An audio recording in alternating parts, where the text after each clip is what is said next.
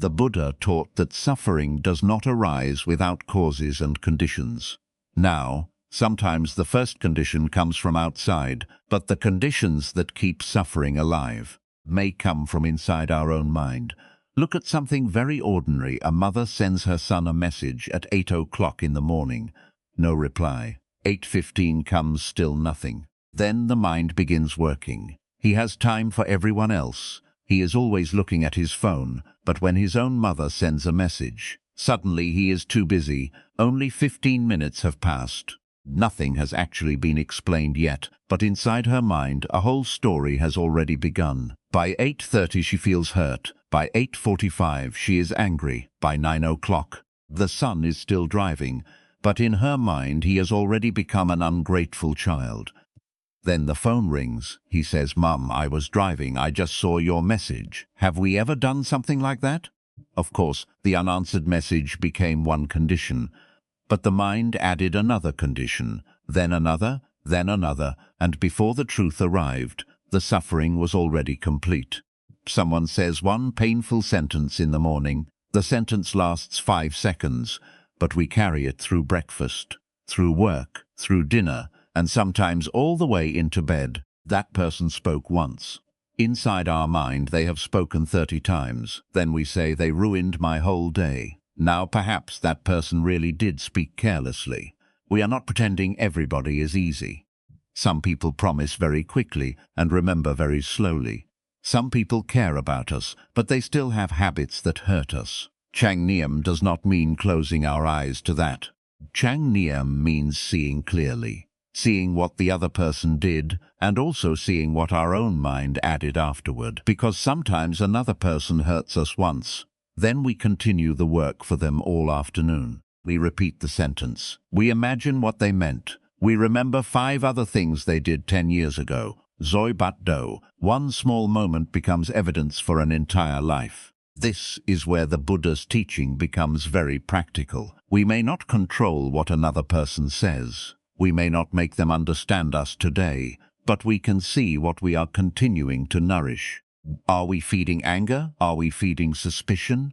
Are we holding so tightly to what someone should have done that reality is no longer allowed to be different? That is the deeper question. Because many times we do not suffer only from what happened. We also suffer because what happened did not follow the script inside our mind. So where did that script come from? And why do we become so attached to the role we expect another person to play? That is where we need to begin. Now, why does one unanswered message become so heavy? Because the mind does not only see what happened, it also compares what happened with what it believes should have happened. The mother does not simply see silence. Inside her mind, there is already a script. My son should answer me quickly. He should know that I worry. If I matter to him, he should not leave me waiting. The son may not know that script exists, but when reality does not follow it, the mind feels betrayed. We do this in almost every relationship. A husband comes home tired, he becomes quiet. His wife looks at him and thinks, if he cared, he would ask about my day. Perhaps he is only exhausted, but now his silence has been given a meaning. He does not care, so she becomes cold. He notices the coldness, but he does not understand where it came from. Then he becomes even quieter. Now she looks at him and thinks, you see, I knew it, Zoi but do. One person is tired, the other person is hurt, and both are living inside different stories. Nobody has asked a clear question yet, but the argument has already begun in the mind. Have we noticed this? We quietly decide how another person should speak, how quickly they should reply, how much gratitude they should show, and how love should look. Then they do not follow the role we gave them. And we say, you have changed. Sometimes they did change, but sometimes they simply did not become the person we imagined. This is one form of attachment. When people hear the word attachment, they often think only about money, possessions, or holding on to a person, but we also become attached to an idea, the idea of a perfect child, the idea of a perfect partner, the idea that a good friend should always understand us, the idea that if we are kind, life should treat us kindly in return. Then reality moves differently, and we feel cheated. Now, does Buddhist practice tell us to expect nothing? No. A family needs responsibility. A relationship needs respect. A promise should have meaning. But there is a difference between having a healthy expectation and handing our peace completely to that expectation. We may say, I hope you keep your promise, that is reasonable. But when the mind says you must keep your promise, or I cannot be peaceful, now our peace is sitting in another person's hands. And sometimes they do not even know they are holding it. Two people can meet the same event and suffer very differently. One person receives a late reply and thinks they may be busy. I will wait. Another person thinks they do not respect me. The phone is the same, the delay is the same, but the conditions inside the mind are not the same. Perhaps the second person was ignored many times before. Perhaps they grew up feeling unimportant. So this message is not only about today, it touches an old wound. That is why Changniam must look deeper than the event. We see what happened. We see what we expected. We see the memory that became active. We see the fear underneath the anger. Then we understand this suffering did not come from one condition alone. The other person may have contributed, but the old wound, the hidden expectation, and the story we added also became part of it. This understanding does not excuse harmful behavior. It simply prevents us from giving another person complete control over our inner life. So instead of asking only, why did they not follow my script, we begin to ask, what script am I holding so tightly that reality is not allowed to be different? That question may be uncomfortable, but it opens the door to seeing clearly. Because before we decide how to respond to another person, we must first separate who they really are from the person we keep expecting them to become. Now, once we see the script inside our own mind, we need to look again at the person in front of us, not the person we hope they will become, not the person they promised to become, the person who is actually here today. This is where many people misunderstand Changniam.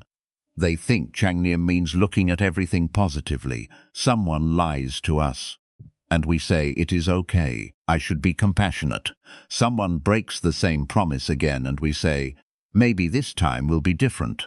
Someone speaks harshly every week, and we tell ourselves, good Buddhist should not judge. No, that is not Changniam. That is closing our eyes and calling it peace. Changniam means we see clearly, we see the good qualities. We also see the habits that are still causing harm.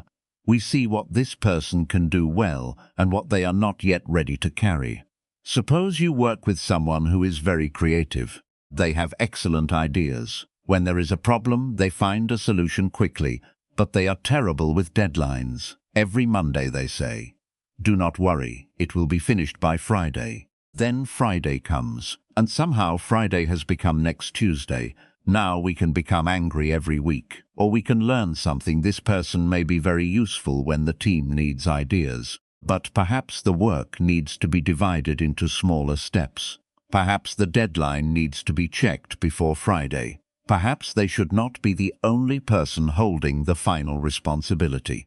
Are we rejecting them? No. Are we pretending the weakness is not there? Also no. We are using the eyes of Changniam. Sometimes we see one good quality and assume the person is good at everything. Then we are disappointed. Sometimes we see one bad habit and decide the whole person has no value. That is also not clear seeing. Human beings are not that simple. A person may be generous with money, but careless with words.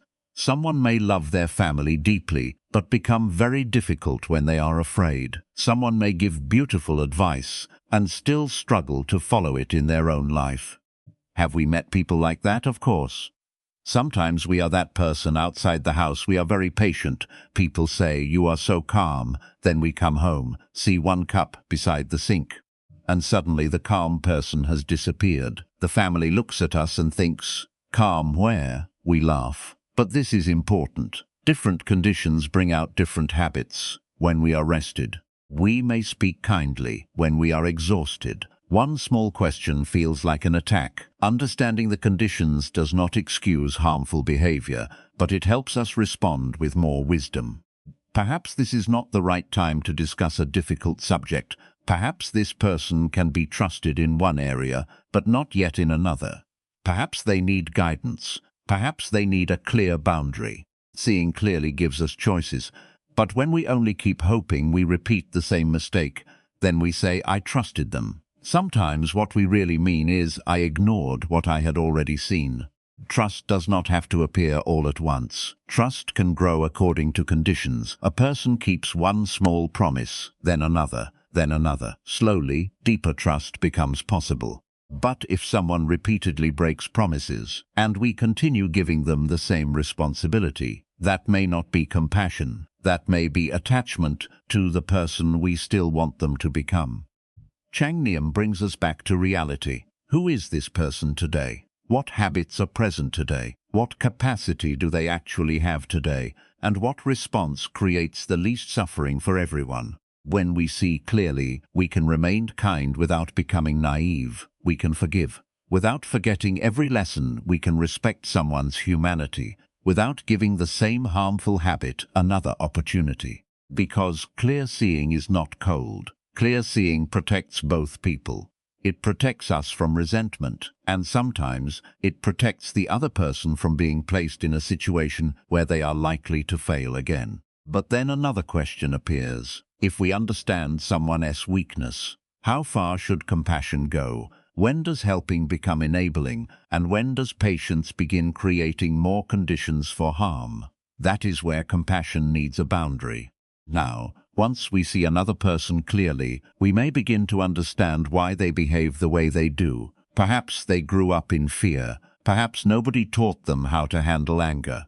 Perhaps they are carrying pain they have never faced. Understanding this can bring compassion. But compassion can also become confused. We begin to think, if I truly love them, I should keep saying yes. If I forgive them, I must trust them again. If I step away, then I am not practicing Buddhism. No, compassion does not mean giving every harmful habit another opportunity.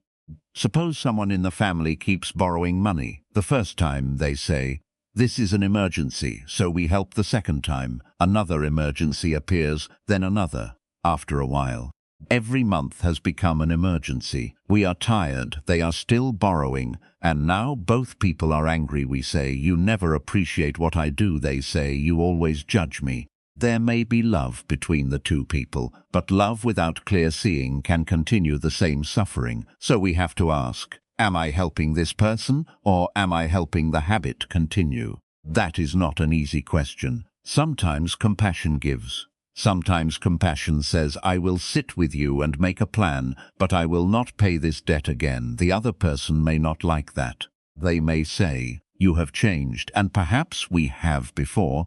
We were afraid of disappointing them. Now we are beginning to see that saying yes to everything does not always help anyone. Boundary is not hatred. A boundary is simply where we stop providing conditions for more harm. Suppose someone becomes insulting whenever they are angry. Later they apologize. Then the next argument comes, and the same words return. We may forgive them, but forgiveness does not require us to stand there and receive the same abuse again. We can say, I am willing to talk, but I will not continue while we are insulting each other. Then we step away, not to punish them, not to make them chase us. We step away because the conversation is no longer creating understanding. This is important, because sometimes anger also disguises itself as a boundary. We stop speaking to someone, but secretly we want them to suffer. We say, I am protecting my peace. But every 10 minutes, we check the phone to see whether they have apologized. That is not much peace. The body stepped away, but the mind is still standing at the door. Mindfulness asks us to examine the intention. Am I creating distance to prevent more harm, or am I using distance to control this person? The action may look similar from the outside, but the karma begins with the intention inside. Compassion remembers. This person is suffering too. Wisdom remembers. Their suffering does not give them permission to keep harming others. We do not have to hate someone in order to say no. We do not have to call them a bad person in order to stop trusting a harmful pattern, and we do not have to reopen every door simply because we have forgiven what happened behind it. Trust grows from conditions, honesty, responsibility, consistent action. One apology may begin the process, but change must continue after the apology. Otherwise, we are not seeing transformation. We are only hearing another promise. So compassion and wisdom must walk together. Compassion keeps the heart from becoming cruel. Wisdom keeps compassion from becoming blind. When both are present, we can care without resentment. We can say no without revenge. And we can stop creating the same condition for the same suffering to return. But every harmful pattern, whether it belongs to another person or to us, continues only because certain conditions keep feeding it. So the next question is, what are we still feeding? Now, when we ask, what am I still feeding? We begin to enter the heart of this teaching, because a habit does not continue by itself. Anger needs conditions. Suspicion needs conditions. Jealousy needs conditions. Even peace needs conditions. Suppose someone in your family has a quick temper. You already know this. When they are rested, they are easier to speak with. When they are tired, one small sentence can become a large fire. Then one evening, they come home exhausted. Their face is tense, their voice is already sharp, and we think, good, this is the perfect time to discuss everything they have done wrong since January. Then the argument begins. Later we say, I do not understand why they became so angry, but perhaps we carried dry wood into the room, placed it beside the fire, and then acted surprised when it burned. Now, are they responsible for their anger? Yes, we are not removing their responsibility, but if we already understand the conditions, why do we keep adding more? This is why Changnyam does not only ask, who is right? It also asks, what will happen next? If I say this now, sometimes we say, but I am only telling the truth. Yes, the words may be true, but truth also needs the right time, the right tone, and the right intention. Medicine can be good, but if we give too much or give it at the wrong time, it can still cause harm. The same is true with speech. Have we ever won an argument and damaged the relationship? We remembered every detail. We brought evidence. The other person had no answer. Very successful. Now nobody is speaking to anybody. So what exactly did we win? Every action creates a condition for what comes next. One harsh sentence makes another harsh sentence more likely. One suspicious thought makes the mind search for more evidence. One lie creates the need for another lie, because now the first one must be protected. Then, after repeating the same action many times, we begin to call it personality. I am just an impatient person. I have always been jealous. That is simply how I speak. But many times what we call personality is a habit we have practiced for years. What we repeat, we strengthen. This is how karma becomes very practical. Not one thought deciding our whole future, but one thought being welcomed, repeated, and acted upon again and again. Look at something simple. We see one photograph online. Someone is smiling beside a beautiful house. The family looks happy, the food looks perfect, and immediately the mind compares. They are doing better than me. Their life is easier. Why does everything work out for them? Then we click another picture, then another. Then we go back 3 years. Now we are conducting an investigation. Nobody hired us, but there we are, collecting evidence for our own unhappiness. 5 minutes later, we look around our own home. Nothing has changed, but suddenly the house feels too small. The meal feels ordinary. Our life feels unsuccessful. The photograph did not enter the room and steal our peace. The mind kept feeding comparison until dissatisfaction became strong. So practice is not only stopping a harmful action after it becomes large. Practice is becoming careful with the small conditions. What are we watching every day? Which memories do we keep revisiting? Which conversations make anger stronger? Which people help our wholesome qualities grow, and which situations repeatedly awaken habits we are trying to transform? This is not blaming the world.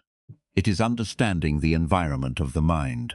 If scrolling on the phone makes the mind restless before sleep, then placing the phone beside the pillow and praying for peaceful sleep may not be the best plan.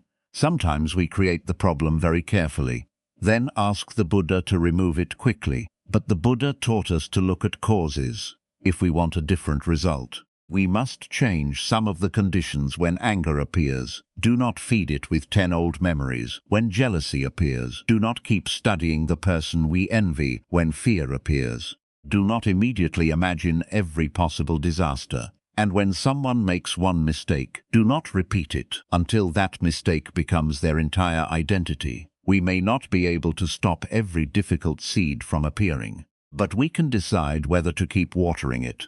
The thought comes, we see it. We do not have to invite it to stay for dinner. The memory returns, we acknowledge it, but we do not have to give it the whole evening.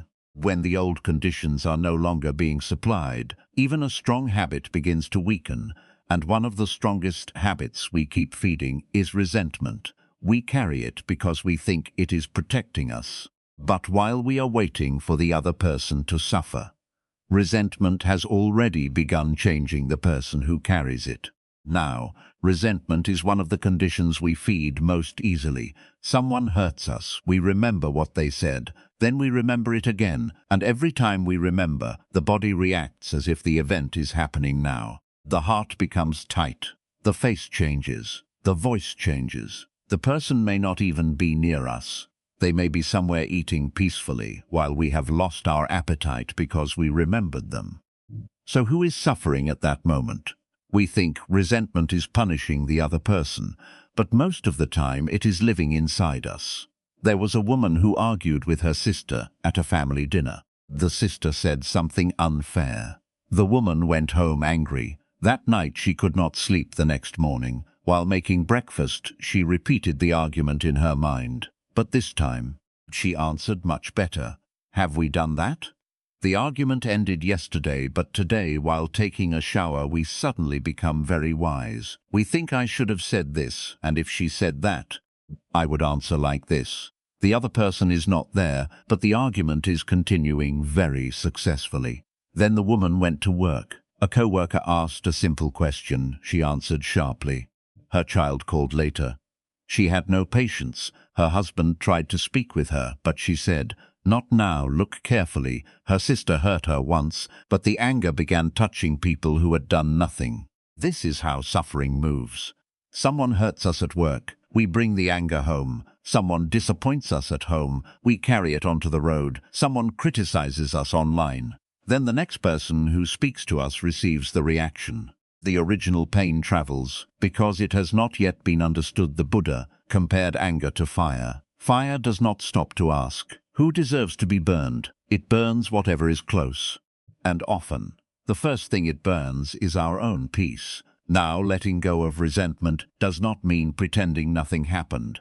It does not mean trusting the person again immediately. It does not mean returning to the same harmful situation. Forgiveness and trust are not the same thing. Forgiveness may begin inside the heart. Trust must grow again through behavior. We can stop hating someone and still keep a wise distance. We can release the wish to punish them and still remember the lesson. Many people think there are only two choices. Either remain angry or allow the person back into our life exactly as before.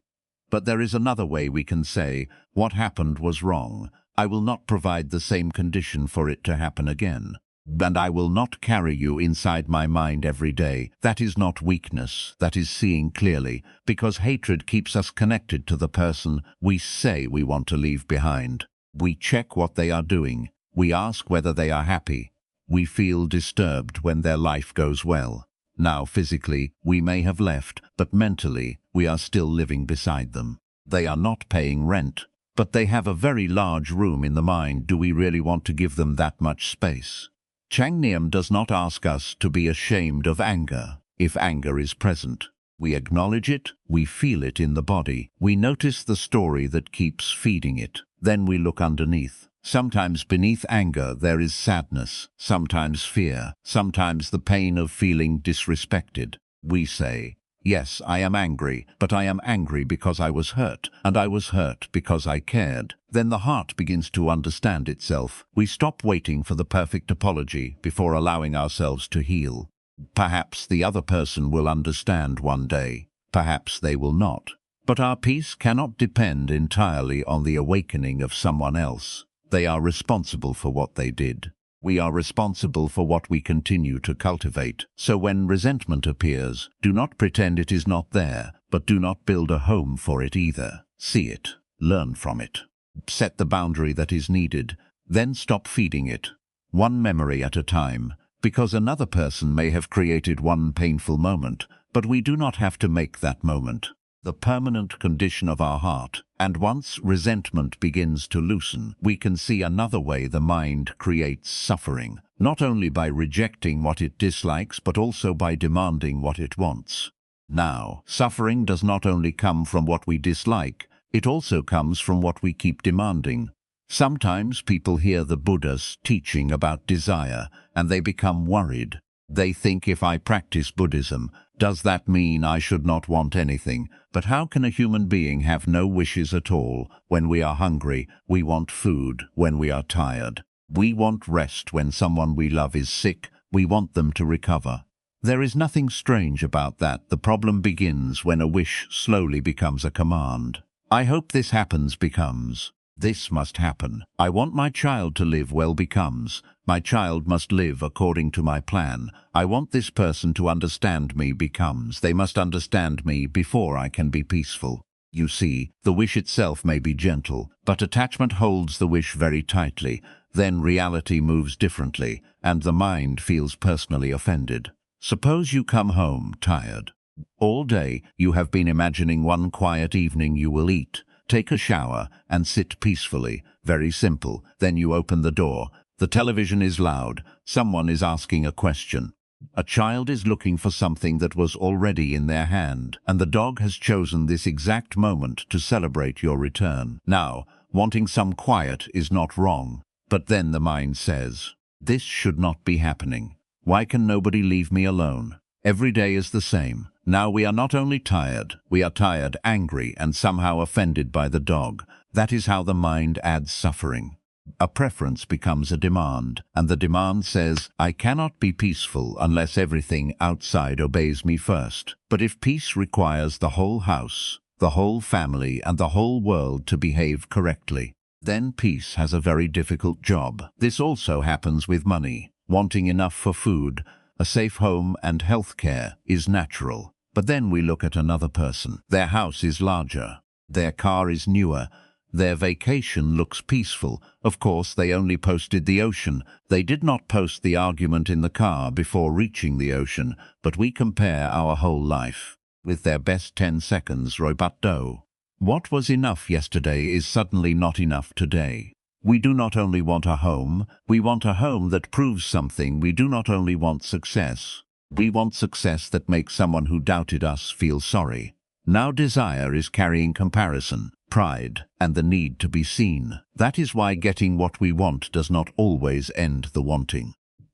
Sometimes it simply teaches the wanting to ask for more. The Buddha did not teach us to hate comfort, money, or beautiful things. He taught us to understand the mind that keeps reaching, but never knows when it has received enough. When there is no awareness, even abundance can feel poor, and when there is contentment, a simple life can feel very rich. Contentment does not mean we stop improving our life. We can still work hard, we can care for our family, we can build something meaningful, but we do not make peace wait until every goal is complete. Many people say, when I earn more, I will relax when my children succeed. I will stop worrying when this person changes. I will be happy. But one problem finishes, and another problem is already standing outside.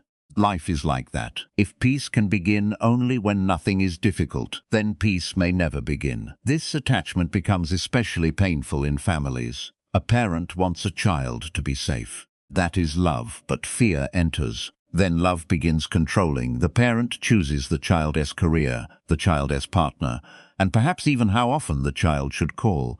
The parent says, I only want what is best for you. Maybe that is true. But sometimes underneath it is another wish. I need your life to make my heart feel secure. Then the child's life becomes the parent's emotional project. The child feels controlled. The parent feels unappreciated. There is love, but chap has entered the love. So we need to ask honestly, do I want this person to be happy, or do I want them to live in a way that removes my fear? These are not comfortable questions.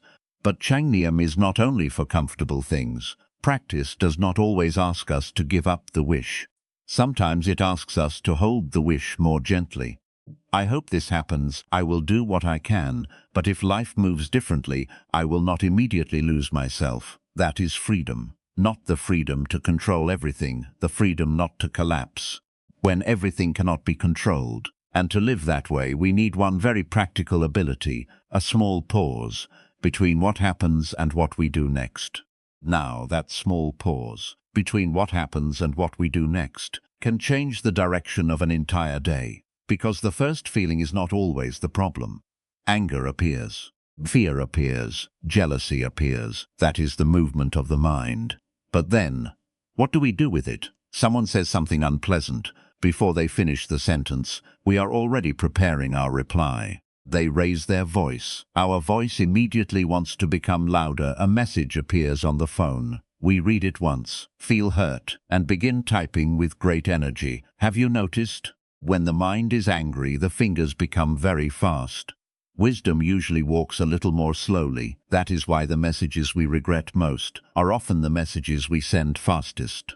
Jangnium gives us one moment to recognize, anger is here. I want to defend myself. I want this person to feel what I am feeling. We do not have to pretend the emotion is not there. We simply do not give it control immediately. That is where dink begins in daily life. People sometimes think dink means sitting very still in a quiet room, with no sound and no difficulty. That may help us train. But the real test comes when the room is not quiet, when someone misunderstands us, when a family member touches the same old wound, when a coworker sends a message that feels unfair. Can we remain present for one breath before the habit reacts? Imagine a husband and wife at the end of a tiring day. The wife says, "You never listen to me." The husband immediately wants to answer, "That is not true." He already remembers 3 times he listened this week. The evidence is ready. The lawyer inside him has arrived, but then he notices her face. He notices his chest becoming tight. So he does not answer immediately. He says, "I want to understand what you mean, but both of us are tired. Let us sit down for a few minutes first." Has he solved the problem? Not yet. But he has stopped the problem from becoming larger. Sometimes wisdom does not solve everything immediately. Sometimes wisdom simply prevents us from creating more damage. Without that pause, one sentence becomes 10 sentences. Then old arguments return. Things said in confidence become weapons. Someone begins talking about the other person as family, and after 20 minutes, nobody remembers what the first problem was. They only remember the painful words spoken afterward. The pause protects us from that. It allows the body to settle before the mouth creates more ngip. Because once a word leaves the mouth, we cannot pull it back. We may apologize later, but the other person has already heard it. And sometimes, one careless sentence remains in their mind for many years. This is why Chang'u begins before speech. We ask, is this true? Is it helpful? Is this the right moment? And what is my intention? We often remember only the first question.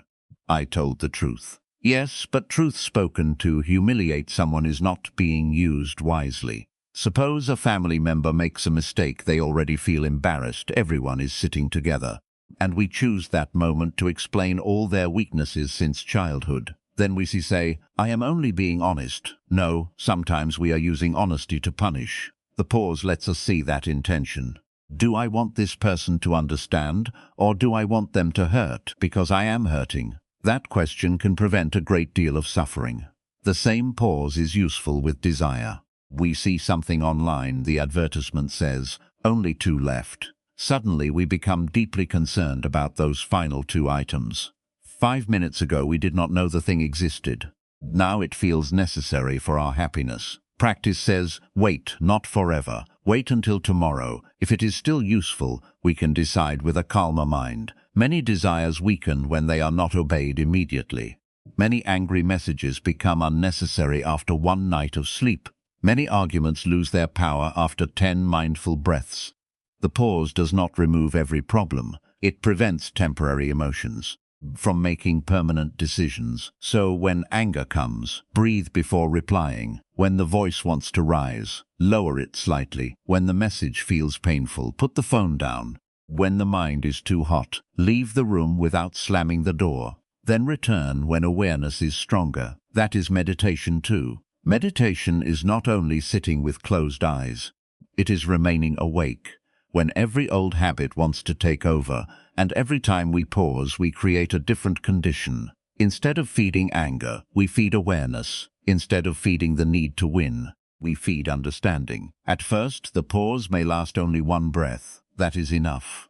One mindful breath can prevent one harmful sentence, and one harmful sentence prevented may save many days of suffering. But sometimes, even when we have paused and found the right words, the person in front of us is still not ready to hear them. So wisdom must also know when speaking will help, and when speaking will only give the fire more wood. Now, sometimes we have paused, we have found calmer words, we are ready to speak, but the person in front of us is not ready to listen. This is another place where wisdom is needed, because when a mind is burning with anger, it does not hear words in the usual way we may say. That is not what I meant they hear. You are imagining everything we may say. Please let me explain. They hear you are making excuses. Then we explain more. They become angrier, so we explain even more carefully. Now they say, "Why are you talking so much?" Have we experienced that? At some point. More words do not create more understanding. They only give the fire more wood. This does not mean the truth is unimportant. It means truth also needs conditions. A good seed cannot grow on stone, and even a wise sentence cannot enter a mind that is completely closed in that moment. Sometimes the most skillful sentence is, "Let us return to this later." Now, the other person may not like that. They may say, "You are avoiding me. You have nothing to say. You know I am right." Then our pride becomes active. We want to remain there, prove our point, and win. But we need to ask, can this person actually hear me right now? If the answer is no, continuing may create more suffering for both people. Imagine two family members arguing about money. One person begins raising their voice. The other tries to explain, but every sentence is interrupted. Soon, they are no longer speaking about money. They are speaking about something that happened 15 years ago. That is how arguments behave. They begin with today. Then they go looking for old luggage. One person says, "You always do this." The other says, "And what about what you did before?" Now the original problem has disappeared. Only the fire remains. At that moment, one person may need to say, "I care about this problem, but we are no longer listening. Let us stop here and speak again tomorrow." Did the problem disappear? No. Did anybody win? Also no. But they stopped one difficult conversation from becoming a wound that might last for years. That is the wisdom of timing. Changu is not only saying the right words, it is also knowing when the conditions can receive those words. Sometimes we are so proud of being right that we forget to ask whether being right is helping. Perhaps the other person truly is wrong, but if their mind is intoxicated with anger, this may not be the moment for a long explanation. If someone is exhausted, do not give them a lecture. If someone has just received painful news, do not use that moment to correct their personality. And if someone is deeply angry, do not stand very close to the fire, then complain that it is hot. Wait, let the conditions change, but we must also see the other side. Sometimes we are the burning mind. We demand an answer immediately. Tell me now, we must solve this tonight. But perhaps no answer can satisfy us in that moment. If they apologize, we say the apology is not sincere. If they explain, we say they are making excuses. If they remain silent, we say they do not care. So what answer are we actually willing to receive? Maybe none. That is why it takes humility to say, "My mind is not clear right now." The feeling may be real. The problem may need attention. But a real problem can still be handled badly by a mind that has lost its balance. The Buddha did not teach us to suppress anger. The teaching is to know anger is present, and while anger is present, do not give it complete authority. Do not send the message yet. Do not make the final decision yet. Do not tell the whole family yet. Let the body settle. Let the breath become softer. Then look again. Sometimes what appeared to be disrespect was misunderstanding. Sometimes what looked intentional was carelessness. And even when the other person truly did something wrong, a quieter mind can respond without placing another wrong beside it. So when another person cannot hear, do not keep pushing words into a closed door. And when our own mind cannot hear clearly, Do not demand that the whole world explain itself immediately. Pause, create distance if necessary, then return when both minds have more space. Because wisdom is not measured by how many arguments we win. Sometimes wisdom is knowing which argument should not continue, and once the mind becomes quiet enough to listen. The next question is very simple. Has the Dharma entered only our words, or has it entered the way we live every day? Now, when the mind becomes quiet enough to listen, the Dharma must move into ordinary life, because it is easy to speak about mindfulness. When nobody is disturbing us, it is easy to be patient. When everyone agrees, it is easy to feel compassionate. When no one has touched the place where we are still sensitive. But the real practice appears in small moments. Someone is speaking to us, and the phone lights up. Do we keep looking at the screen, or do we put the phone down and truly listen? That is practice. We use something in the kitchen. Do we leave it there for someone else? Or do we return it to its place? That is practice too. We come home carrying frustration from work. A family member asks one simple question. Do we answer as if they caused the whole day? Or do we notice? This anger did not begin here. That is also practice. Many people want a deep spiritual experience, but the shoes are still in the middle of the doorway. The cup has been beside the bed for 3 days. And everyone in the house already knows.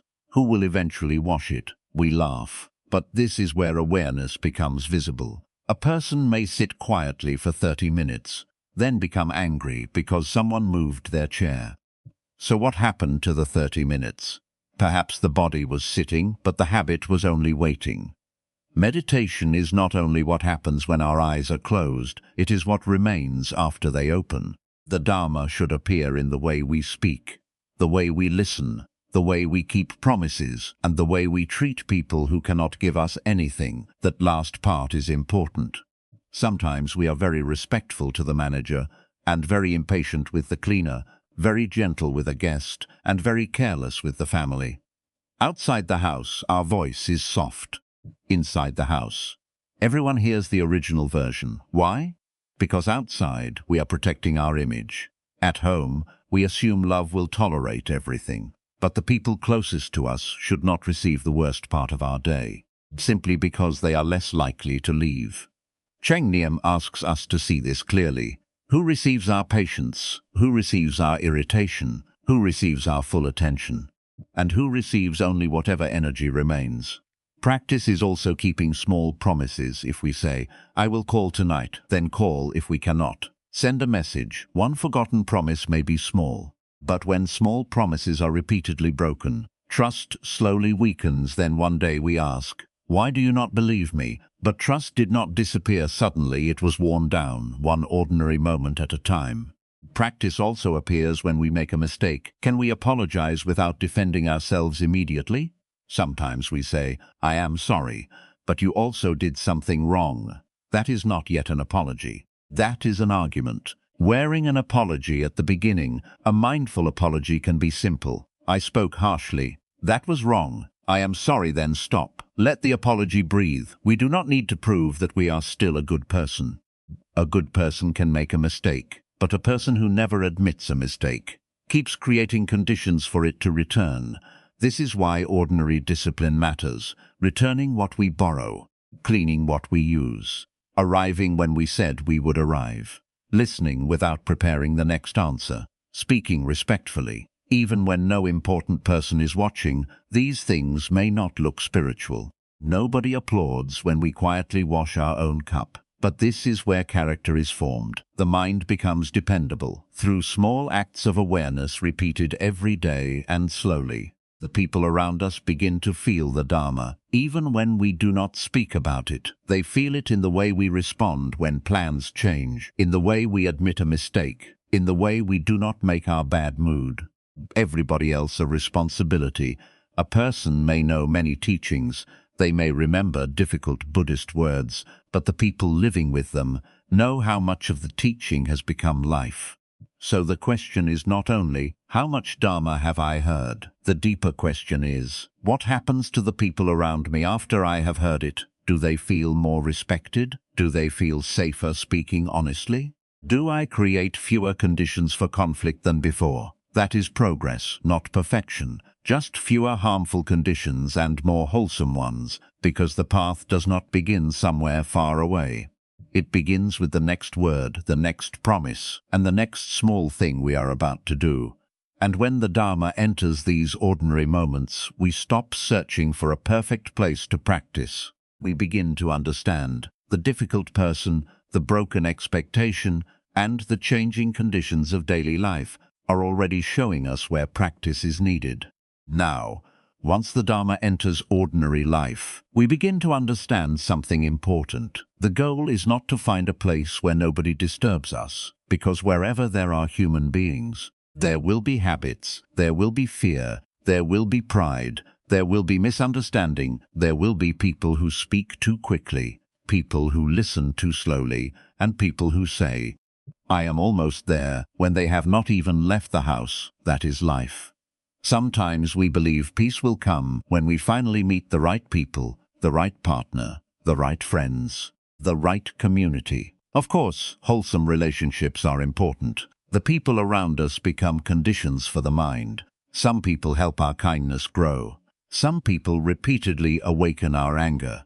So we should choose our environment carefully, but even a good person will not behave exactly as we wish every day. A patient person can become tired. A kind person can become afraid. A wise person can still make a mistake. And we are the same when we speak carelessly. We explain, "I was tired, I was under pressure, I did not mean it," but when another person makes the same mistake, the mind says that is their true nature. Have we noticed that? We are very generous with our own reasons and very strict with another person's mistakes. Cheng Niem helps us see that imbalance. Now, one mistake and a repeated pattern are not the same. A person who apologizes, takes responsibility, and slowly changes their behavior is creating new conditions. A person who apologizes, then repeats the same action every week, is showing us that the conditions for real change are not yet strong. We need enough compassion to see their suffering and enough wisdom to see the pattern. Progress does not mean everybody around us becomes easier. Progress means their difficulty no longer controls our entire mind. Before, one unpleasant sentence disturbed us for 3 days. Later, perhaps 3 hours, then 30 minutes, one day, the sentence comes. We feel the pain, we breathe, and we do not carry it into the next relationship. That is progress. Not never feeling hurt, not never becoming angry, but returning to awareness sooner, creating less suffering after the pain appears. Difficult people sometimes show us what a peaceful room cannot. We may not know how attached we are to respect until someone disrespects us. We may not know how attached we are to being right until someone disagrees. We may not know how much anger is still present until somebody touches the right place. Then we see it. And once we see it, we have something real to practice with. But this does not mean we must remain close to every difficult person. Some lessons are best learned from a safe distance. We can understand someone. Without continuing the relationship, we can recognize their humanity. Without giving them access to our life, we can release hatred without reopening a door that wisdom has closed. Sometimes a relationship can be repaired. Sometimes it must change, and sometimes it must end. The Dharma does not give the same answer for every situation. Cheng Niem helps us see the causes, the pattern, our intention, and the likely consequences. Then we respond with the least amount of harm possible. So the goal is not to build a life where nobody disappoints us. The goal is to stop making every disappointment the center of our life. The goal is not to force everybody to change. The goal is to stop feeding the conditions that allow their behavior to create the same suffering inside us. Then the unanswered message becomes practice. The broken promise becomes practice. The difficult conversation becomes practice. The moment we want to react, but choose one mindful breath, becomes practice. And the place where we once suffered blindly slowly becomes the place where wisdom begins to grow. Now we can return to the teaching at the beginning. The event may create the first condition, but what happens afterward depends greatly on what we continue to feed. So now let us return to the mother waiting for her son's message. The phone was silent. That was one condition. Then the mind added a story. He does not care. I am no longer important. He has time for everyone except me. Before the son even knew there was a problem, the mother had already suffered for almost an hour. This is how suffering often grows. Something happens. The mind gives it a meaning. That meaning creates an emotion. The emotion creates a reaction. And the reaction becomes another condition. For the next moment of suffering, the Buddha did not teach that we can control every event. We cannot control every word people say.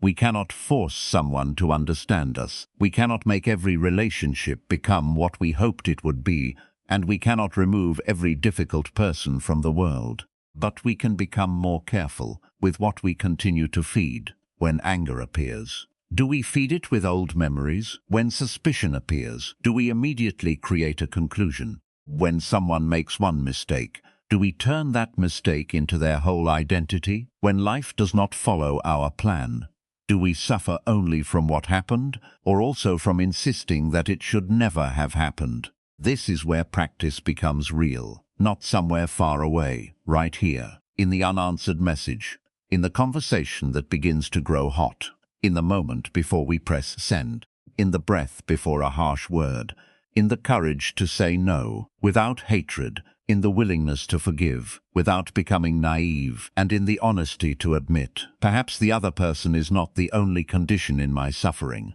We do not need to blame ourselves. Blame is only another burden. We simply need to see clearly. This pain has causes, this pain has conditions, and whatever depends on conditions can begin to change when the conditions change. Perhaps the other person will not change today. Perhaps they are not ready. Perhaps the relationship can heal. Perhaps wisdom requires distance. But whatever happens outside, we can stop giving suffering. One more condition to grow. One less angry reply. One less hour repeating the same memory. One less demand. That reality must follow the script in our mind. One more mindful breath, one honest boundary, one moment of seeing clearly that may seem small, but suffering also grew from small conditions, repeated again and again, so peace can grow in the same way. Quietly, patiently, one wholesome condition at a time. And maybe that is what it means, to truly understand this teaching, not that difficult people disappear, not that life suddenly becomes easy, but that one difficult moment no longer receives permission to become a difficult life.